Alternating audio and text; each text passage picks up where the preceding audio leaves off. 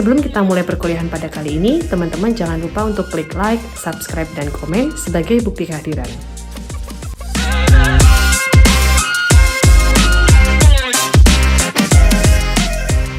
Bismillahirrohmanirrohim. Assalamualaikum warahmatullahi wabarakatuh. Selamat datang teman-teman di channel saya, bersama saya Puspa Novitasari, dalam mata kuliah Metodologi Penelitian Kuantitatif. Setelah sebelumnya kita sudah membahas pengantar metodologi kuantitatif, berikutnya kita akan identifikasi masalah dan latar belakang masalah. Teman-teman silakan menyimak, memahami, dan mencatat materi kali ini. Dalam melakukan penelitian, tahapan pertama yang dilakukan adalah menentukan masalah penelitian, bukan membuat judul terlebih dahulu.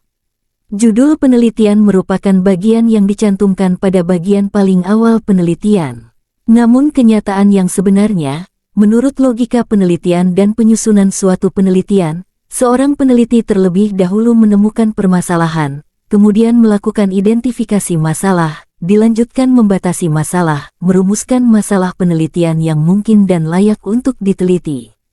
Sehingga penetapan judul penelitian akan memungkinkan untuk dilakukan setelah rumusan masalah penelitian itu diketahui. Tahap pertama, menentukan masalah penelitian.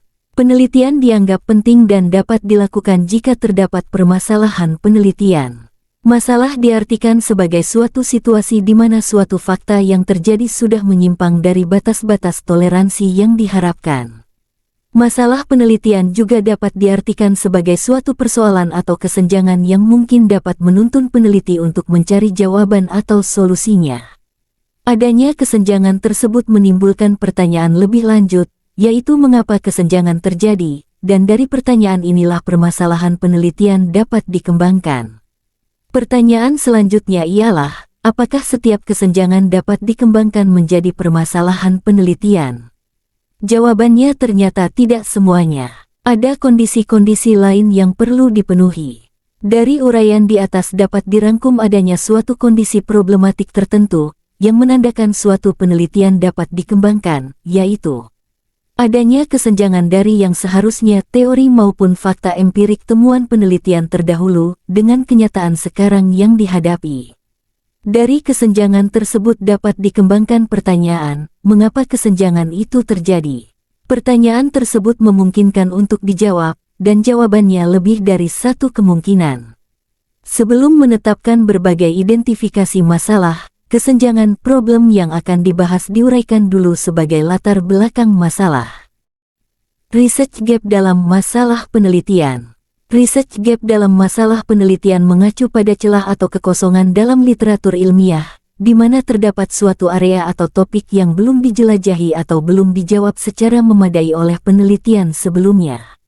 Dalam konteks masalah penelitian, research gap sangat penting karena menjadi landasan untuk merumuskan pertanyaan penelitian baru, menentukan arah studi, dan berkontribusi terhadap pengembangan pengetahuan di bidang yang spesifik. Dalam bidang studi manajemen, research gap adalah kesenjangan pengetahuan yang ada di antara apa yang sudah diketahui dari penelitian sebelumnya dan area yang belum terjawab atau masih memerlukan investigasi lebih lanjut. Terdapat 7 jenis research gap yaitu: 2. Theoretical gap, empirical gap, contextual gap, methodological gap, knowledge gap, practical gap, contradictory gap. 1. Theoretical gap, kesenjangan teori. Kesenjangan teori terjadi ketika konsep atau teori yang ada masih belum mampu menjelaskan fenomena tertentu secara memadai atau ketika ada kebutuhan untuk mengembangkan teori baru. Contoh, dalam manajemen sumber daya manusia (SDM), teori motivasi klasik mungkin tidak sepenuhnya menjelaskan motivasi generasi milenial di tempat kerja modern yang lebih fleksibel dan berbasis teknologi. Oleh karena itu, ada kebutuhan untuk mengembangkan teori motivasi baru yang sesuai dengan kondisi kerja dan karakteristik generasi saat ini. 2. Empirical gap, kesenjangan empiris. Kesenjangan empiris terjadi ketika terdapat teori atau hipotesis yang belum diuji secara empiris dalam konteks atau setting tertentu.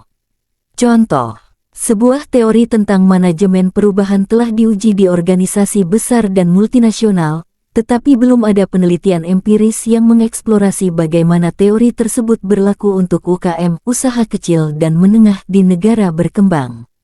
Penelitian ini dapat menjadi fokus untuk memahami apakah teori tersebut relevan dalam konteks yang berbeda. 3. Kontekstual gap. Kesenjangan kontekstual. Kesenjangan kontekstual terjadi ketika penelitian yang ada hanya dilakukan dalam konteks tertentu, seperti negara, industri, atau budaya tertentu, sehingga perlu dieksplorasi lebih lanjut dalam konteks lain. Contoh, penelitian tentang efektivitas gaya kepemimpinan transformasional telah banyak dilakukan di negara-negara barat, tetapi belum banyak studi yang mengeksplorasi apakah gaya kepemimpinan ini efektif di perusahaan di Asia dengan budaya yang berbeda. Kesenjangan ini mendorong perlunya penelitian dalam konteks budaya Asia. 4. Methodological gap. Kesenjangan metodologi. Kesenjangan metodologi terjadi ketika pendekatan, metode, atau teknik penelitian yang digunakan di studi sebelumnya masih terbatas, sehingga membutuhkan metodologi yang berbeda untuk menghasilkan pemahaman yang lebih komprehensif. Contoh, sebagian besar penelitian dalam manajemen risiko menggunakan pendekatan kuantitatif, seperti survei dan analisis statistik. Namun, masih ada kesenjangan dalam penggunaan pendekatan kualitatif yang mendalam, seperti studi kasus atau wawancara, untuk menggali persepsi individu terkait risiko dan mitigasi risiko dalam organisasi. 5. Knowledge gap. Kesenjangan pengetahuan. Kesenjangan pengetahuan terjadi ketika informasi yang tersedia mengenai suatu topik sangat terbatas atau belum dipelajari sama sekali, sehingga ada kebutuhan mendesak untuk menjelajahi area tersebut. Contoh, penelitian tentang dampak teknologi kecerdasan buatan AI terhadap manajemen sumber daya manusia mungkin masih sangat terbatas. Banyak organisasi yang mulai menggunakan AI dalam proses rekrutmen atau pelatihan, tetapi penelitian mengenai efek jangka panjang teknologi ini terhadap motivasi karyawan atau pengambilan keputusan belum banyak dilakukan.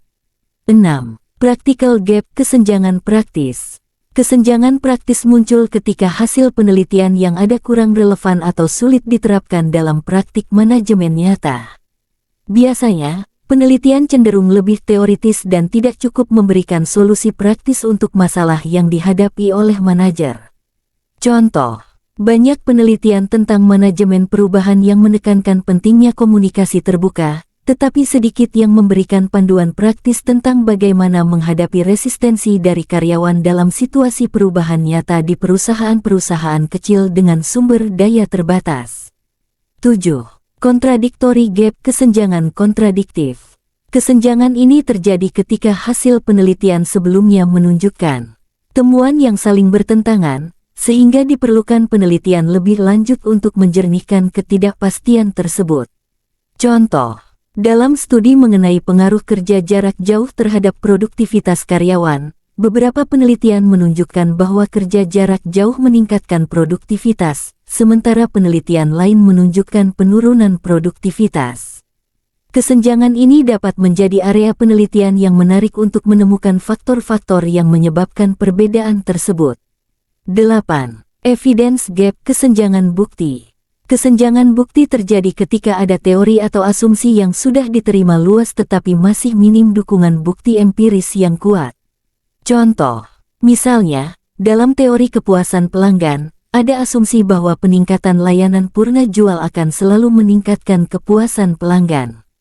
Namun, masih sedikit bukti empiris yang mendukung hal ini dalam industri jasa tertentu, seperti telekomunikasi atau transportasi online. Penelitian ini dapat mengeksplorasi bagaimana peran layanan purna jual dalam meningkatkan kepuasan pelanggan di sektor-sektor tersebut.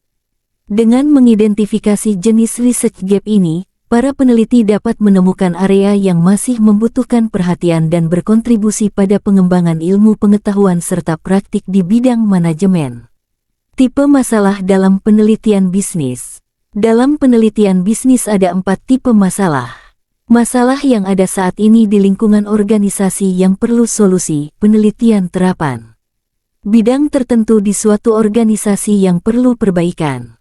Persoalan teoritis yang perlu penelitian untuk menjelaskan fenomena terkini. Pertanyaan penelitian yang memerlukan jawaban empiris. Setelah menemukan permasalahan selanjutnya dituangkan dalam latar belakang masalah. Peran latar belakang masalah diantaranya menjelaskan situasi dan kondisi yang melatar belakangi terjadinya masalah tersebut, menguraikan kesenjangan-kesenjangan antara harapan dengan kenyataan, teori dengan praktek, rencana dengan pelaksanaan dan kesenjangan lainnya yang ada. Menceritakan apa yang mendorong seorang peneliti untuk melakukan penelitian terhadap suatu permasalahan. Menjelaskan tentang alasan-alasan penting dan bagaimana menariknya masalah untuk diteliti dalam jangkauan kemampuan akademik, biaya, tenaga, dan waktu peneliti. Identifikasi masalah perlu memperhatikan apakah masalah atau fokus yang dipilih cukup. Esensial, pentingnya nilai penelitian menduduki urutan paling utama di antara masalah-masalah yang ada. Urgen, masalah tersebut dianggap mendesak urgen untuk dipecahkan. Bermanfaat, memiliki kegunaan atau kebermanfaatan jika masalah penelitian dipecahkan. Jenis permasalahan, problema. Permasalahan dalam penelitian sering disebut problema atau metode dan secara umum dikelompokkan ke dalam 3 jenis yaitu problema deskriptif, problema komparatif dan problema korelatif. Problema deskriptif. Problema untuk mengetahui status variabel dan mendeskripsikan fenomena tersebut, sehingga lahirlah penelitian deskriptif termasuk survei, penelitian historis, dan filosofis. Problema komparatif. Problema untuk membandingkan 2 fenomena, variabel atau lebih. Di sini peneliti berusaha mencari persamaan dan perbedaan fenomena, selanjutnya mencari arti, manfaat dari persamaan dan perbedaan tersebut. Problema asosiatif korelatif. Problema untuk mencari hubungan antara 2 fenomena atau variabel. Problema korelasi ada 2 macam, yaitu korelasi sejajar dan korelasi sebab akibat. Sumber masalah penelitian. Masalah penelitian merupakan masalah atau isu yang menuntun pada keharusan dilaksanakannya penelitian tersebut. Masalah ini bisa muncul dari berbagai sumber, antara lain pengalaman pribadi, masalah yang dihadapi atau diamati secara langsung oleh peneliti dalam kehidupan sehari-hari atau profesionalnya. Lanjutan atau perluasan penelitian, pengembangan dari penelitian sebelumnya, baik untuk memperdalam topik atau memperluas cakupan area yang belum terjelajahi.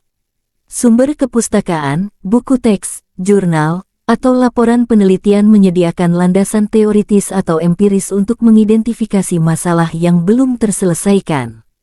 Forum pertemuan ilmiah dan diskusi, konferensi, seminar, atau diskusi dengan para ahli bisa menginspirasi masalah penelitian dari isu-isu yang dibahas.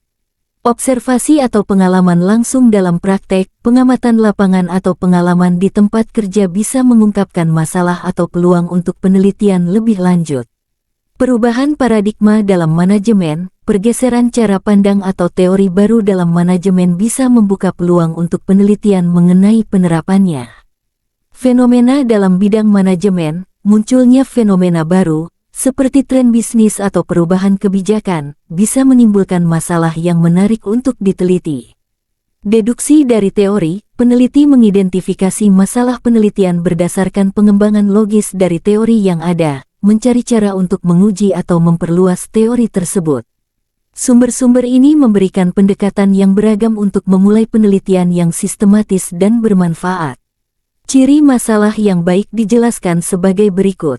Kontribusi. Terdiri atas pengembangan teori baru, perbaikan metode, manfaat, dan implikasi aplikatif. Orisinalitas. Terdiri atas masalah yang diteliti kerangka konsep pendekatan. Pernyataan permasalahan. Terdiri atas pernyataan penelitian, gambaran asosiasi 2 atau lebih fenomena terukur. Aspek kelayakan. Terdiri atas dapat dijawab, pertimbangan waktu dan biaya, tingkat pengetahuan dan keterampilan yang dimiliki, daya dukung fasilitas dan sumber daya lain. Demikian materi pada perkuliahan pertemuan ini. Teman-teman jangan lupa untuk subscribe agar tidak ketinggalan materi lainnya, serta like dan subscribe sebagai bukti kehadiran. Sampai jumpa di pertemuan berikutnya. Wassalamualaikum warahmatullahi wabarakatuh. Nah, demikian pembahasan pada perkuliahan kita kali ini. Semoga menambah wawasan dan pengetahuan teman-teman semua. Kita ketemu lagi di lain kesempatan. Terima kasih. Assalamualaikum warahmatullahi wabarakatuh.